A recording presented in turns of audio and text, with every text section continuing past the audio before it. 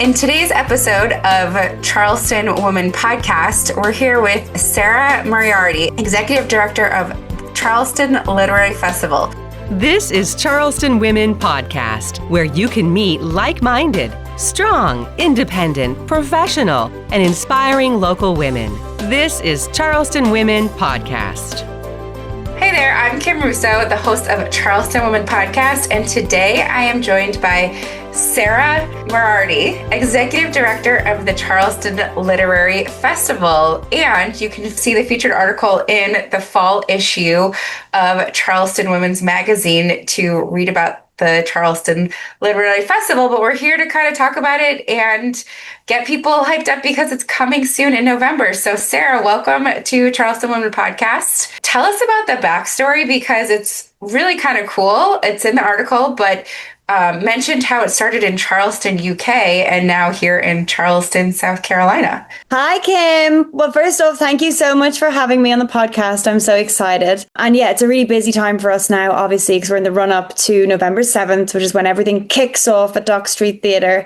And it'll last for 10 days, 10 whole days, from November 7th through 16, 10 days of programming, all at Dock Street Theatre, apart from one or two satellite events. So yeah, we're super duper excited and on that like runway to the festival right now. Yeah, so Charleston Literary Festival, it has a very interesting sort of provenance. It came to be thanks to two women who brought it over from the UK, Debo, Gage and Diana Reich. Back in 1980, Debo Gage discovered Charleston House, which is a farmhouse in Sussex in the UK, where the Bloomsbury Group of sort of writers, thinkers, painters used to gather together and where they lived. And sort of Virginia Woolf lived down the road. She used to come over on her bicycle and hang out. And Vanessa Bell was there, Duncan Grant, the painter, and, T.S. Eliot would come over for dinner. And, it was a wonderful sort of mix of writers and thinkers in this house.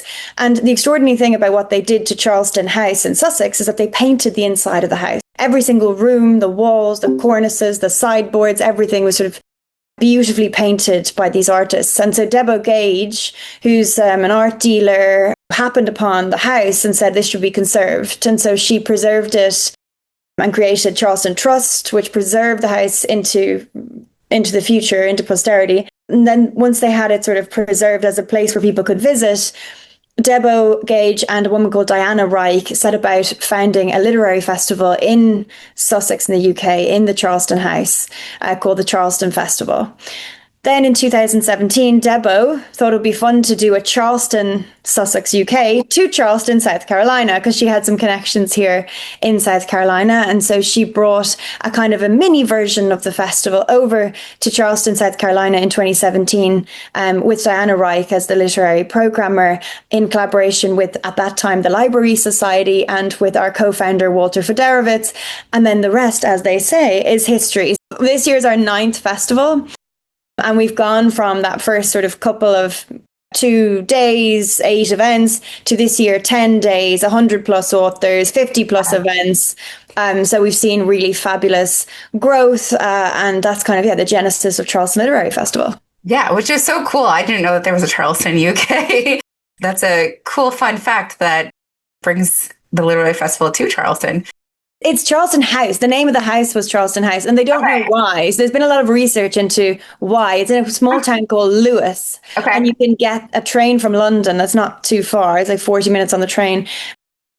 It's still a mystery as to why Charleston House in Lewes in the UK was called Charleston. Well, you said there was paintings on everything. What was the theme and the style of the painting? Is that maybe something that had to do with it? I guess it was quite modernist, but essentially it was just to brighten up and liven up the house. And so they paint wallpaper on the walls instead of hanging wallpaper. They're really fabulous. I mean, if anyone is in the UK and in London, it's worth getting the train to Lewes to just see this sort of extravagantly sort of bright paintings all over this house. It really is kind of extraordinary. So 10 days. So tell me about, you kind of went fastly through what's going on during those 10 days, but what exactly can people look forward to go see and do, and how do they get to participate and go to the festival? There are lots of ways to take part in Charleston Literary Festival. We have 50 events at Dock Street Theatre. You can simply buy individual tickets for events. So all of the events have individual tickets available. You can simply buy a ticket on the website and show up at the event depending on what you're interested in. There are other ways to participate. So we have all access passes that you can come to everything, and they're called the Festival Insider Pass. And we also have like an insider party, pre-party in the run up to the festival on October 30th for all the insiders and the team to kind of mix and mingle together. We also have weekend experiences. So we attract a lot of people to Charleston for the festival. Well, Charleston's obviously just such a fabulous city, and it's a very wonderful place to have a literary festival because of its deep historical significance and the atmosphere in Charleston. This idea of being surrounded by history, it's a very evocative place. And so when you're in Charleston, having an opportunity to meet all different kinds of writers from all over the world and all over the country to sort of convene in this one space for a short period of time, it's very powerful. You have that sense of history and also the sense of like imagining the future together, which is very exciting. So people come for the weekends, essentially. So you can come and have a weekend package, and the weekend package is access to all of the literary festival events, but also it's also Charleston interwoven. So we do sort of restaurant reservations for you. We offer you a literary walking tour of the city. We offer a garden tour of the city. We offer a tour of the International African American Museum, our partner, as well as all the literary events. So it's sort of a weekend experience for a visitor who can experience literary Charleston, but also like all the goodies that Charleston has to offer. We have obviously donor levels as well, where people donate to the festival, and then we create customized kind of experiences for donors and supporters of the festival. And then I know you guys use a lot of volunteers to help with the festival. Do you still take volunteers last minute? Is there any opportunity for people that are listening that maybe could get involved last minute to help out? That's such a good question. Yeah, so right now on our website, if you go to charlestonliteraryfestival.com, and we have in our dropdown a dropdown called Our Community. And if you click on that and click volunteer with us, you can fill out the volunteer form and sign up to volunteer. And so we look for volunteers for festival sessions, for our literary lounge, for the parties that we throw, for absolutely in everything, up and down, in and out throughout the 10 days. So yeah, we really rely on our community and our amazing volunteers for the 10 days. And we're always looking for new people. In 1996, it was Southern Women to Women magazine. Now it's Charleston Women magazine. Charleston Women is all about strong, capable, confident, hardworking, nurturing, determined, dedicated, and inspiring women. Our readers are business owners, entrepreneurs, mothers, sisters, wives, and grandmothers. Pick up your copy of Charleston Women magazine at Charleston area Harris Teeters and Food Lions. Charleston Women magazine. We are Charleston Women. You're listening to the Charleston Women Podcast. Can you tell me some of the more specific, exciting events that are going on? I know there'll be a panel. What authors can you kind of sneak and share with the audience that's going to be there? Get some excitement going. The very first day is pretty extraordinary. We're kicking off with Jenna Bush Hager is coming to talk about her new publishing imprint called Thousand Voices, which is all about sort of democratizing access to different kinds of writing and literature. Her very first book that she's chosen to sort of take in under Thousand Voices is a book called Conform by Ariel Sullivan, which is kind of like a romantic-y sort of book. Sarah J. Maas said that it had her up reading all night. And that's going to be a really fun, big, energetic beginning to the festival. So Jenna Bush Hager will be in conversation with Ariel Sullivan. That'll kick off our festival on November 7th in the morning. Later that day, we have Amani Perry coming to talk about her new book, Black and Blues. And then that evening at 5 p.m., we have Kevin Sack, who's a Charleston-based journalist who's written a book on the 200-year history of Mother Emanuel, the AME Church, the 200-year history of the church. And he'll be in conversation with Eddie Esclaw Jr., who's professor of African American Studies at Princeton University and also an incredibly important public intellectual. And so the two of them will be in conversation at the Mother Emanuel Church. So that's one of the programs that we actually we're not doing at Dock Street, we're doing it at Mother Emanuel itself. So the conversation will talk about the 200-year history of the church, and it will be followed by a choral program sung by the Mother Emanuel Choir that reflects also the 200-year history of the church. So that one's going to be really extraordinary. And then the site specificity of it will make it really powerful. And it's also a very important community event. And actually, just a note, a community event that will be free to attend. Then into Saturday, we're celebrating a lot of anniversaries this year. So Mrs. Dalloway, it's Virginia Woolf's famous novella. It's the 100th year of its publication. So we have Michael Cunningham, who wrote The Hours, coming to talk with Jenny Offal about the importance of Mrs. Dalloway. And we're going to show the movie The Hours in the morning, so you can watch the film. And then you can listen to Michael Cunningham and Jenny Offal talk about Mrs. Dalloway and why her day still matters or still resonates, I suppose, with people. And then, so Saturday is kind of our day of anniversaries, because then we also have Jane Austen's bookshelf with Rebecca Romney, who's a rare book specialist, and she's written a book called Jane Austen's Bookshelf, which celebrates the 250th anniversary of Jane Austen's birth. And actually, on the Friday night, we're having a special party. We're throwing Jane Austen a birthday party, effectively. So she's 250, but she doesn't look a day over 240. And we're throwing her a birthday party. It's going to be really fun. There's going to be a huge cake. It's taking place at a house downtown on Legree that's also 250 years old. And we're going to have 10 Mr. Darcy's in attendance. So that's going to be fun. Very cool. So do you have to buy a ticket to join that event, or is it included in your ticket? So that's one of our sponsor parties, essentially. So that's if you're at the sponsor level, then you can join our private parties that we have in houses downtown in Charleston. Okay. So you're still taking sponsorships? Still, always. You mentioned reading a book all night and staying up all night. How do people get prepared too with these books? I know I saw something about book club. Is that something that you're encouraging people to do, and how do they get involved in the book club? That's such a good question. So, because obviously we're always trying to how do we fit all these books into our lives? How do we do this? And a lot of it is the best thing to do is read together. And there are lots of opportunities and lots of amazing organizations in town that are helping us, but they're also jumping on board to kind of encourage people to read. So Philosophers and Fools is an amazing book and wine store that's on Bogard Street. And so, it's exactly what it says in the tin, book and wine store. So they sell books and they have wine. It's really, really nice. It's a pretty winning combination. So they have lots of fun events and they have their own book club. But for the next 4 Mondays, so tonight and then the next 4 Mondays running up to the festival, they're doing book clubs around 4 specific books from the literary festival lineup. So that's really fun. So you can find more information about that on their website, philosophersandfools.com. Okay. So that's really fun. So if you want to read 4 books before the festival and you want to do it in community, it's great to sort of check out Philosophers and Fools. Another good tip is we work very closely with the Charleston County Public Library, and we partner with them and the Libby app. So if you have a library card, you can download the Libby app and use your library card to log into Libby. And all of the books for the Literary Festival are available, oftentimes both in text and in audio, on the Libby app for free via the Charleston County Public Library. If you go to the Libby app homepage, they've made a little collection of books, which is all the books from the festival. If you're doing the dishes or you're folding the laundry or if you're going for your walk, whatever you're doing, you can listen as well. Audiobooks That's a good way to get them in. Yeah, I do a lot of stuff on audio, especially nonfiction. I do a lot of nonfiction on audio, and I love the Libby app for that.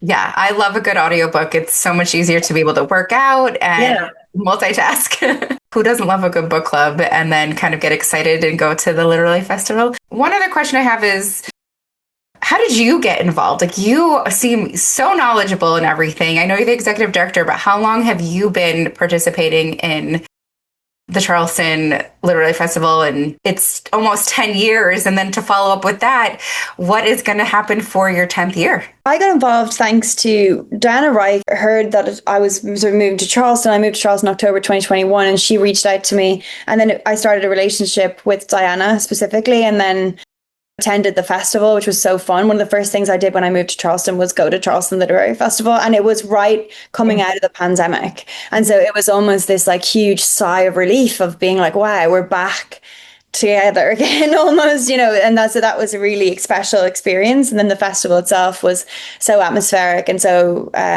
intimate and so cool. It sort of blew me away. I was wow, this is such an amazing gem that Charleston has.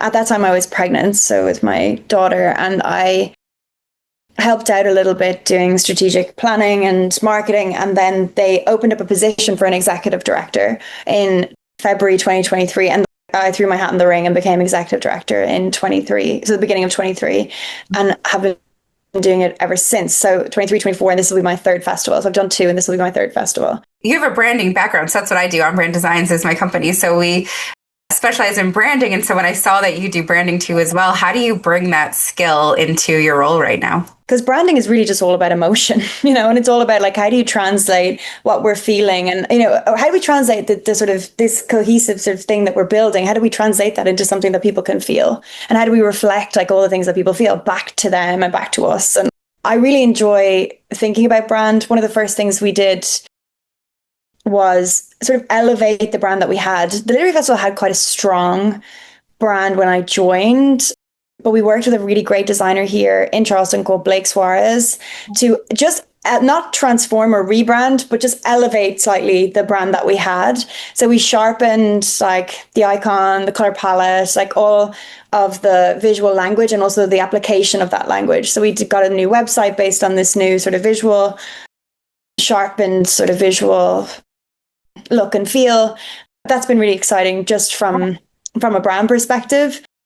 And then the next thing is just then brand experiences and brand activations. So if you think about an in-person event over 10 days, event after event after event, what do we want people to feel like when they're at the Literary Festival? How do we want them to feel like when they're leaving the Literary Festival? And so they're like brand driven questions that we think about all the time. So we think about that in relation to the parties that we throw, in relation to the program, to the events that we program, in relation to the color washes on the stage. It's all of the elements of the performance and the production. My brand experience formerly was all in tech. All the brand stuff I did was digital, global, tech based, not in person. And so this sort of being very much like having something in person, tangible, experiential is a really nice new challenge. So I bring a lot of past sort of learning with me, but then it's a new sort of challenge with the Literary Festival.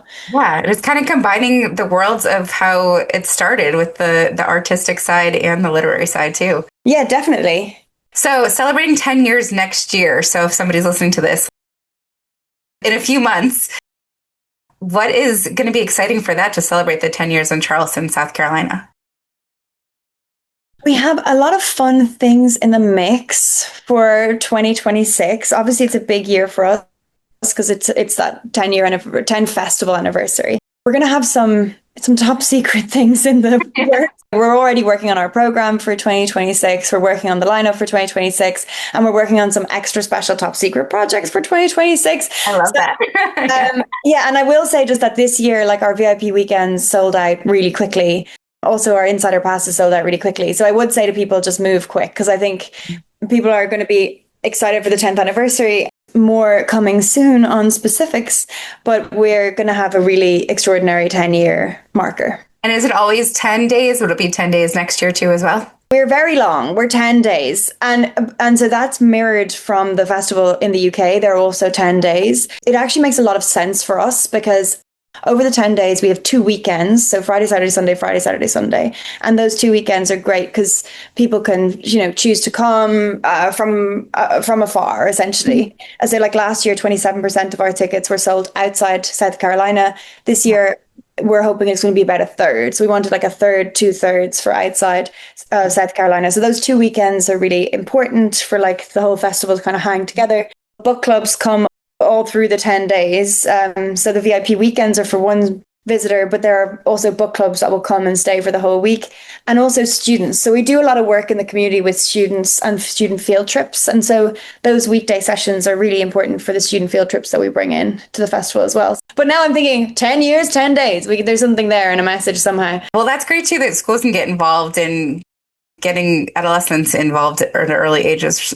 Well, thank you, Sarah, so much. Is there anything else that people need to know? We'll definitely have the website up so people can find it to get their tickets and get involved at the Charleston Literary Festival. Come and see us. Come out and see us. We'd love to welcome you all. And the festival is also all about discovery and exploration.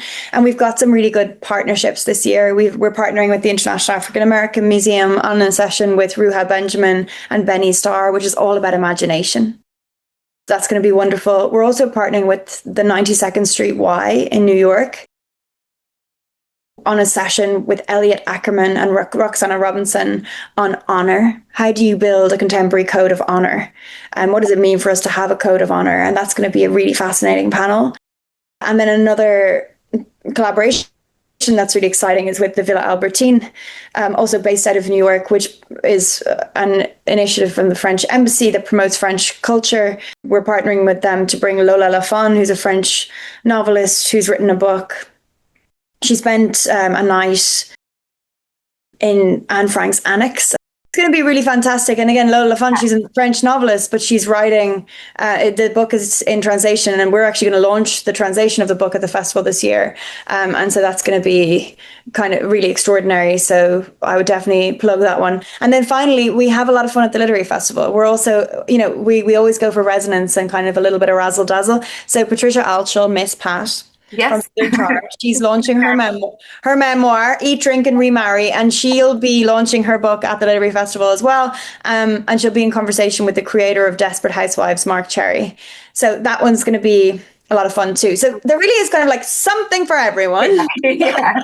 Something for everybody. Are there any author signings or things like that? Because if she's launching her book, I know that would probably bring a lot of Charlestonians to get some Patricia signings and things like that. Most of the book events have signings at the end, with some exceptions. And Miss Pat will not be signing at the end of her book session. I think it's because 500 people might be a bit overwhelming. Yeah. But we do have special VIP meet and greet tickets available. If you really want to meet Miss Pat, you can have the VIP meet and greet ticket and get your book signed and have that one-on-one experience with her. Well, thank you so much, Sarah. This is awesome. I hope everybody has the best time at the Charleston Literary Festival. We hope to see you there, Kim. Thanks for spending time with Charleston Women Podcast. Please like us and follow us on whatever platform you're using to access Charleston Women Podcast.